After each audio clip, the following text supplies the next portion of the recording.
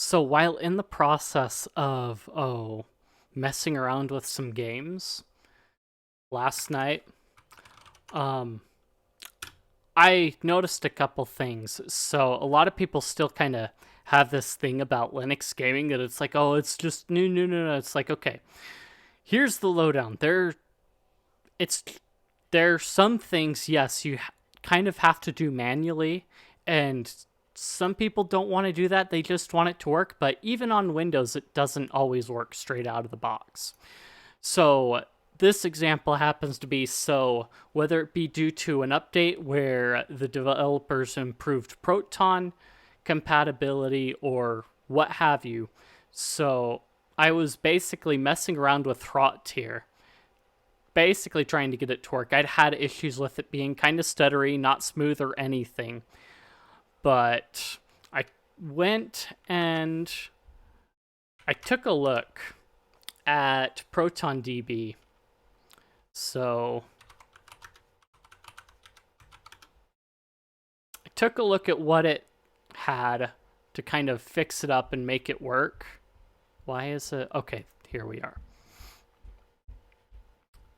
So upon taking a look at it, there were a couple key things that I noticed. So it's like, don't use anything above this version and it'll be fine. But also, then you had the audio issues, and it's like, add this wine override whatever to it. So this is kind of where it plays into, like, you've got to be willing to kind of mess around with it, and I guess it's more attuned for people that like to tinker with that kind of a thing. But even if you're not one that likes to tinker with things, you have these sources ready here where people have literally gone through and like done the footwork for you, and all you have to do is like, okay, this works, and this works. So the first thing that I did, of course, is basically people recommending like nothing like Proton 5.0 or something else. So with Linux gaming in general on Wine, this is kind of the thing that you see that's really common, is you see multiple versions of Wine hanging out because sometimes a newer version of Wine breaks something that worked with the previous program or game, and so they have that around just to kind of keep that. And so you'll notice that I actually have Hrot set to 4.11 because that's what actually worked. So once I ran it up, it actually ran, and then from there, I have the Wine DLL's override basically being set before prime run, which all this does pretty much is it adds a prefix similar to this Wine DLL override that basically tells it to run off of the graphics card, the discrete graphics card or whatever in there, the NVIDIA chip versus the Intel. And then I play it, and it actually runs pretty smoothly while I'm not running OBS at the same time. Maybe it'll run right now. Maybe. Possibly. We'll see.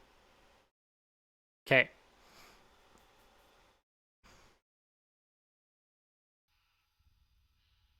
Okay, I've got my volume down really low, but the audio works.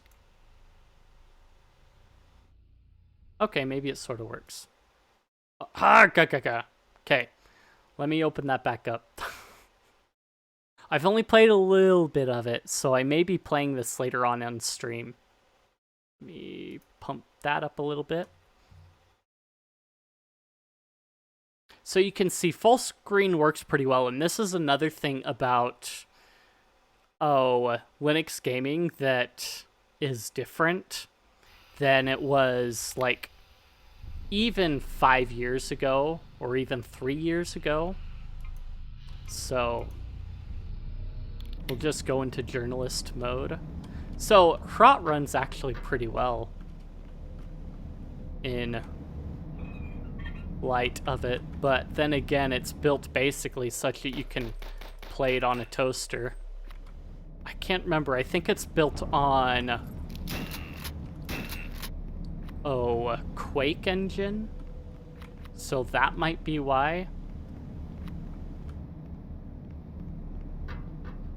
But yeah, you can see it actually runs pretty decently.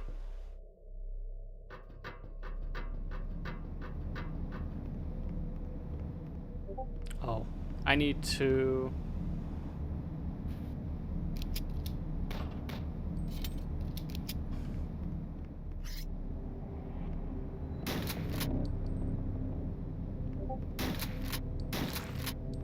Demon mice.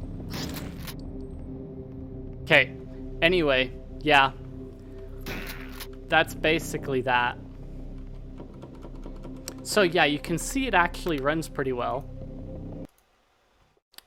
Sound gets working, and that was basically like literally 2 1-second fixes that well, okay, 1 2-second fix, and then me just kind of flipping through a couple different versions of Proton to get it to work. But you've got all of Proton DB that works, and Valve has done a lot of good work on Steam to get Proton running decently well. So let's pick on an older game just to kind of show off the other thing that I kind of looked at too in the process of this. So one thing that was introduced with Proton that they kind of played around with and really got kind of dialed down really well was full screen upscaling. So basically what Proton does in the process of running your game at the same time is it in essence does a pseudo full screen, kind of like a windowed full screen, but it captures the mouse. So like with most Wine applications, you can actually do a Wine virtual desktop, and it'll basically do a windowed desktop, sort of like a VM, and then you run your programs in that. What Proton does is the same thing, but it scales up the game so that it fills the screen without actually doing a full screen thing. So you can see that like my mouse is captured into the window too, so it can't leave.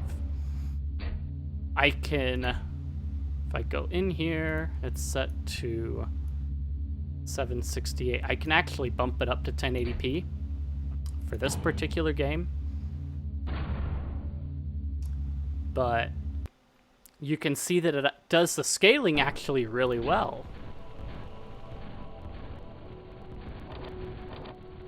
Hello, Jeremy Soul. Long time no see. But, I mean... So it does it pretty well at that. So that's an old game, and it'll do that with like all of the old games.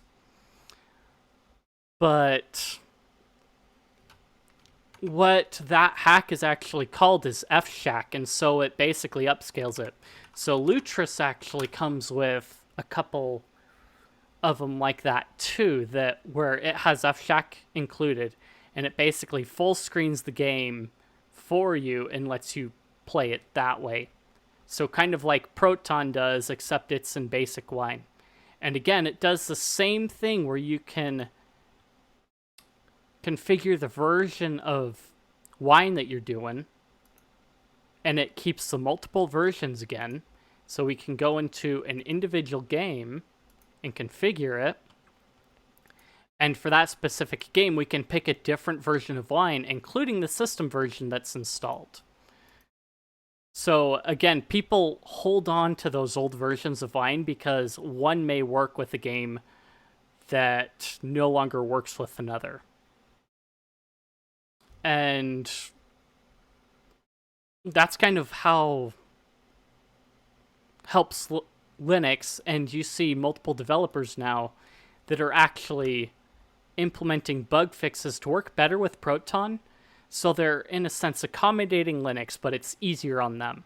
And in order to hold on to that much nicer and keep things nice and tight, Valve has also started to implement what they call their pressure vessel, which is basically Valve packaging the old libraries that will make a game run on Linux into an environment that the game runs in. So the game has its own runtime, just like an app image or Flatpak for those that are already on Linux. But it basically has all those old libraries, and it runs off of those instead of off of the system libraries and programs and all. So you've got that contained so that your game can pretty much always work without you having to do those funny tweaks. And Valve has relied heavily on the community to do that in the Proton Issues GitHub. And it really helps too that since Valve is... Come on. Since Valve is using open source tools and is pushing stuff up back and forth, then it makes it easier for people to make their own forks of Proton and Wine and build off of that. And you can actually run your own custom ones that you install in Steam as well. So if I go into here in properties, so if I go, nope, not this one.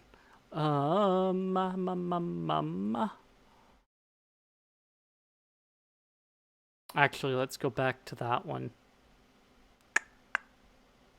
I've got some DOS games in here too that do the same thing, but did I do that with this one?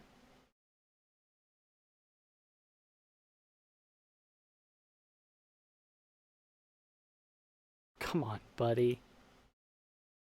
Really? How did it all get reset? Okay. So if we go back into the properties here in compatibility, you can see that not only I've got Proton Experimental, but I've got Proton GE, which is a distribution, in essence, of Proton built by Glorious Eggroll, and he includes different tweaks and stuff that way. And I've also got Boxtron installed here. So if I've got a game that uses DOSBox that is run inside of, that is a Windows version of DOSBox, it'll redirect to the system installed DOSBox that I have on my system itself, much like how the Proton GE works here. So if I root around, actually in here I think is where I set it up. I did not, but I could sit here and tell it to run Boxtron native. And basically what it would do with Shadow Warrior is it would run it in the version of DOSBox on my system. Just like this. So that was another... You no mess with Lo Wang. You are journalism. Let's go. Zilla sends his regards, Lo Wang.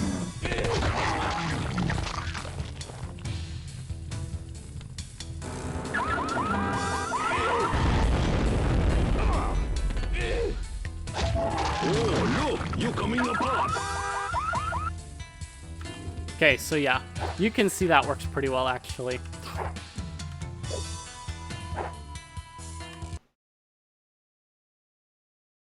So yeah, you can see that it runs that way. And so like, depending on your distro, you may have to do it manually. I think for any Arch-based distro, you can pretty much go into the AUR with Paru or whatever, and you can pretty much find it. So if we go up here, you can see we've got the Proton Community Updater for updating builds that way. Proton, blah, blah, blah. That's a VPN, not what I'm looking for. That's not important. So we've got Proton GE Custom, which again is one of the AUR packaged Glorious Eggroll builds. But yeah, you can see we can actually install Proton separately too as well. in here. And you've got Proton Tricks, you've got the Glorious Eggroll Custom, and things like that. So you have a lot of options. And let's just go look at Boxtron just for fun. So yeah, we've got Boxtron installed and that kind of a thing.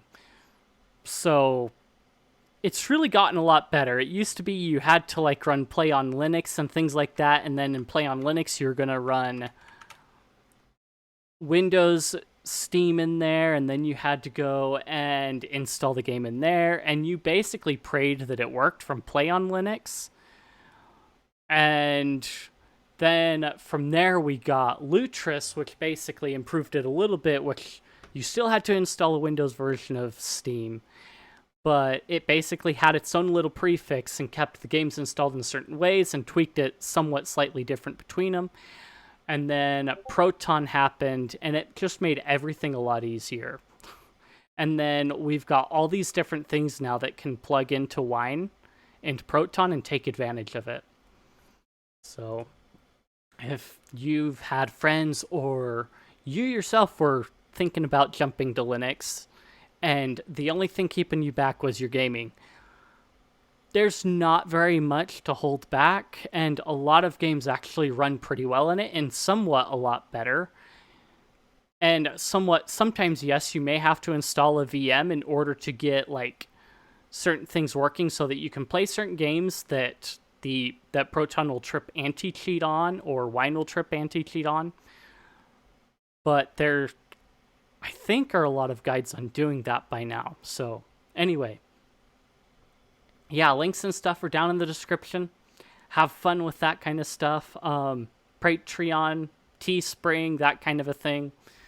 Teespring, yeah, I've had merch for a while. I haven't been really good at pushing it, but I think I've added the link down in the description for that. I may add more as time goes on. But yeah, I will see you all in the next one.